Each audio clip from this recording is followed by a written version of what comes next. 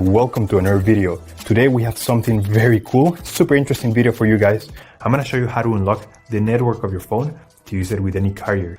This is gonna be useful if you wanna switch providers and use your phone with any other SIM card, any other carrier in any country. So it's gonna be compatible worldwide. So this is by far the best way to unlock your phone. I'm gonna show you how to do it step by step. Now this will work regardless if your phone is still under contract or out of contract. It doesn't really matter. Without further ado, let's start. So the first thing you have to do is to get your phone's IMEI number. That's like the serial number of your cell phone. So we're gonna open the dial pad and we're gonna dial *#06#. As you will see, your IMEI number will appear in the screen.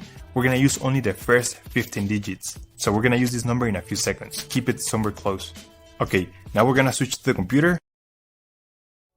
We're gonna use this website to request the unlock code to unlock this phone. So first you need to fill in the information about the phone you want to unlock in this form. Processing times may always vary, so be very patient. It may be very fast sometimes, but sometimes it may also take a little bit longer, so just keep that in mind.